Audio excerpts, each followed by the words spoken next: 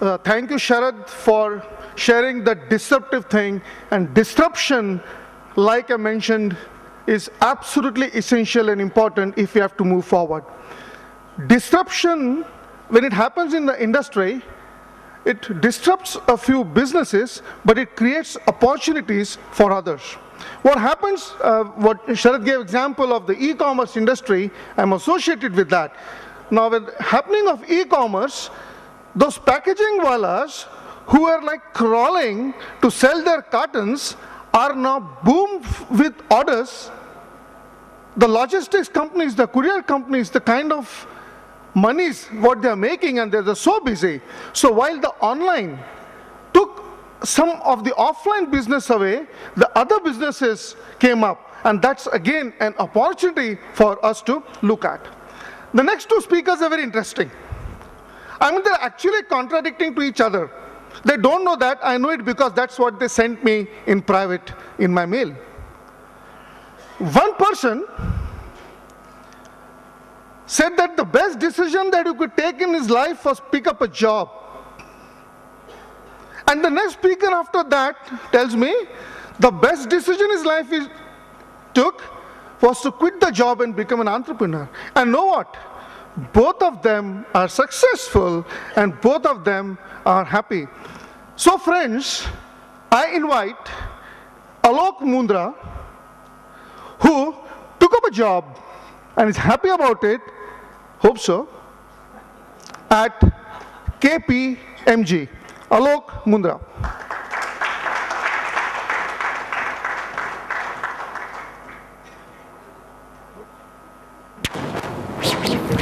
So since morning I am listening to some of the distinguished speakers, and many of them said that we started in 1972, 1982, 1991, and that time I was in school.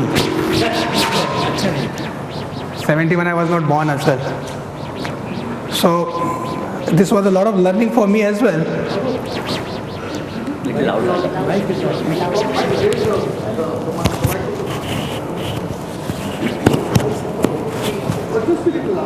Hello.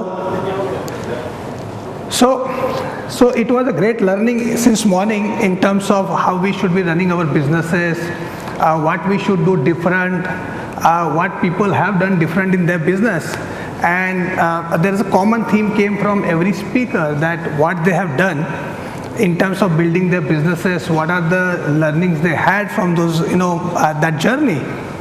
And one thing comes to my mind of after working in KPMG for 10 years is that how the branding can help you really to scale up your business.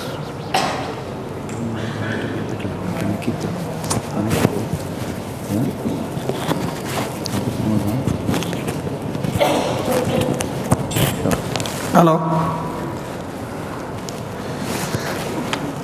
So, next. So the theme of this presentation is just to analyze that how historically we have run our businesses, how the Marwari families, now except there are some exceptions which we have seen since morning, and they have done exceptionally well. They have done exceptionally well. You see, the problem which our businesses have faced is that there is a perception that we cannot grow our businesses beyond our family members. That would be better. Hello. The perception is that you cannot grow your businesses beyond our family members. So if you have 4 family members, 3 or 4 brothers, you believe that you cannot expand beyond that because you have to rely on them and you have a trust only on a family members. That's how our traditionally businesses have been run. Then there's a self-limiting belief that you can only do a business and you can trust only your family members. Then many of us has migrated from Rajasthan. Probably most of us has had no money when they left Rajasthan, and they have done success. They have done very well in whatever they have done. And then we started living in a comfort zone. And in the morning, Kavraji mentioned that At a one point of time, 40% businesses, or we used to run up 40% businesses, and today we are less than 10% because we have not adopted a change and we started living in a comfort zone. And then this is a common thing which we see with the small businesses, maybe not with some large businesses which are now using the professionals and they have expanded beyond certain limits. Too much focus on, ये कर लेते हैं, वो कर लेते हैं, save some taxes, run parallel economies, and all these kind of things. And in the process, they have missed the bigger picture. And therefore, a question comes to my mind that in the process, have we missed out creating a large organization in spite of we were the pioneers of setting up businesses in this country? Have we failed in creating some iconic brands? Maybe we did not realize that the brands has a terrific value in terms of, because they can last beyond generation. Just to give an example, in a KPMG, 160,000 people consistently are thinking in a one direction. They are working in a particular way. And that's the power of a brand. Next. Now, this is a brand we have built for ourselves as a community. I use a lexicon Marwari very commonly here. Because that's how the outside world looks at us. Maybe they do not distinguish Maheshwaris and Agarwals. And these are the common words you hear all the time, that he is a Pakka Marwari. That makes us proud, because that's always said in a good context generally.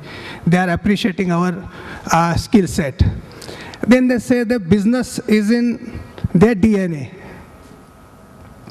Another thing, as we all have left Rajasthan and we have gone wherever we have seen opportunity, and that's why they say, "Jahan na jaye Belgadi, wahan jaye Marwari." So that's the kind of perception people have about us when I look at outsiders. Then another interesting term associated with us, that people feel comfortable dealing with us because they know we are a businessman, we are here for a long term, and we won't take a shorter routes while doing the business. Another thing which we may not like, conjuice. This is probably we have shaded in last 20-25 years maybe, because of course 20 years back affluence was not there, and obviously resources were not there, but probably we have shaded this tag now in the last 20 years. And that's how we have branded our community. That's how we have created our perception to the outside world.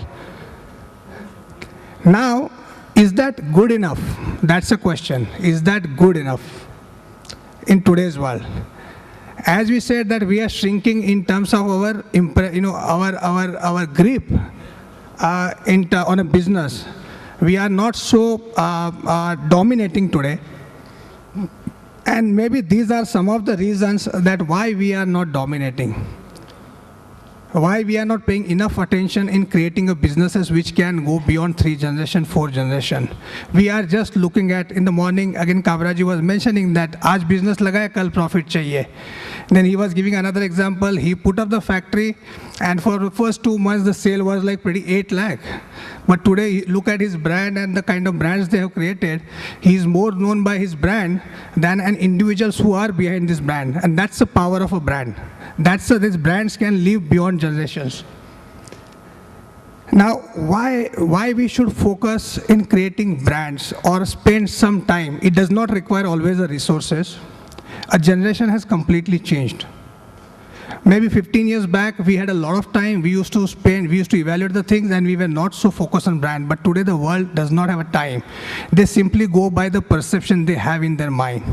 They believe, okay, this is a brand they have seen again and again. It seems it's doing well. It seems to be good. And based on the perception, they will do the buying.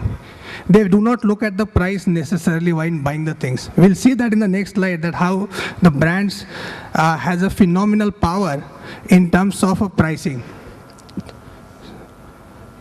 Then we have exploited as a Marwaris or Maheshwaris that markets were imperfect.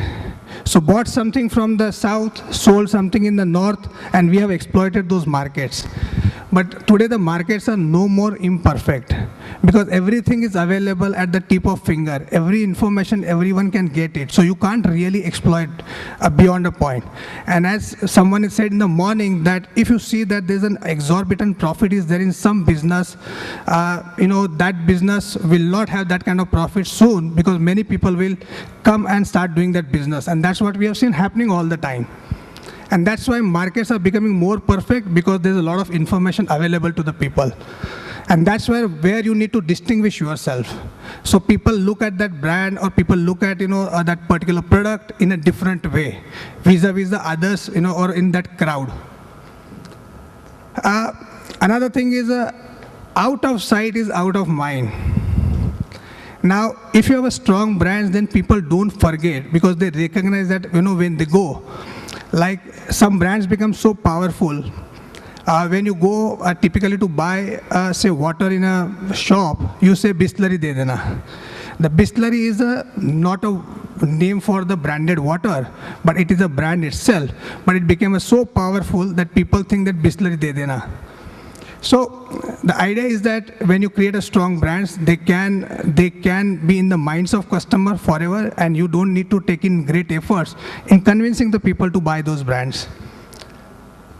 The economy has really opened up in 20 years, and as we were again listening in the morning that 100 Japanese companies, 500 Korean companies, 500 German companies are in India, and therefore it's an open economy, and you cannot really exploit imperfections. And today the consumer is spoiled for the choices.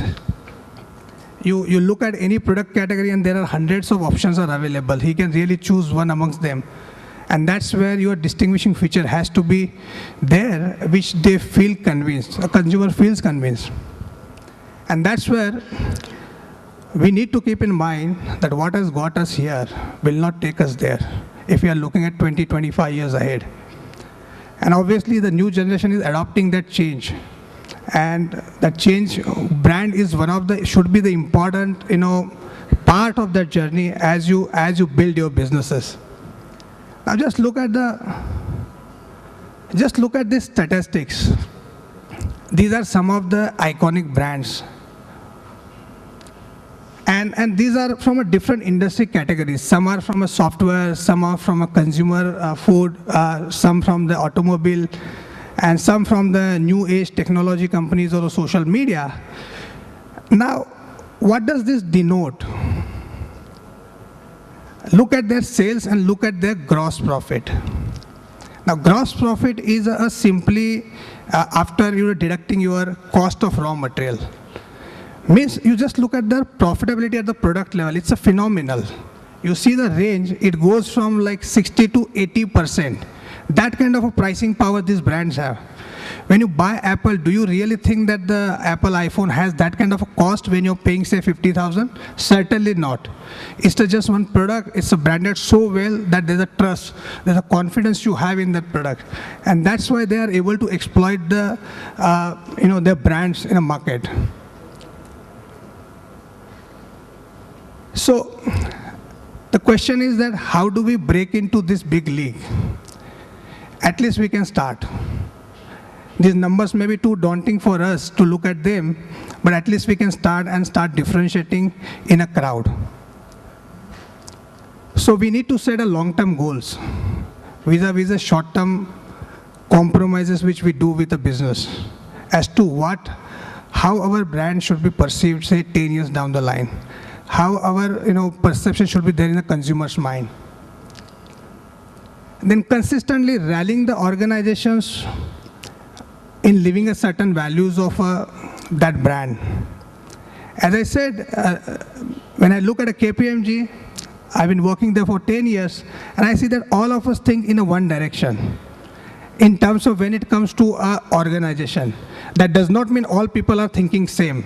All people are thinking differently. They are doing different businesses. They are doing different things. But when it comes to a core of a KPMG, this is simply zero tolerance or no compromise as far as the values are concerned, the way we want to build the brand. And the idea is that we are a trustee of this brand. we are not going to be there forever, and we should leave this behind better than what we got. That's the philosophy which we have. He was mentioning that he want to be known not amongst the crowd, but want to be known as the most trusted brand. What does that mean? So it takes a time. He can charge a premium, and he proudly mentioned that they mention that to their customers as well, that we charge 10% more than a market. That is because they have a philosophy or a thought process that how their brand should be perceived, how ethical they should do the business in an industry which is not so ethical. And then the most important thing is, as you build your businesses, define how you want to articulate your brand proposition. That what kind of an audience you want to target, what kind of markets you want to target, and how you should have a strategy around it and consistently pursue that. And I believe that this is a century of an India, and we have a big role to play in really contributing in this growth, in terms of building some better organization, some better brands. And therefore what would take us or what will help us as a community to grow is spending some time in building a stronger brands, a stronger perception, maybe a consumer confidence, whatever it could be. Everything it comes eventually into brand. And with that, I'll just end my presentation. Thank you.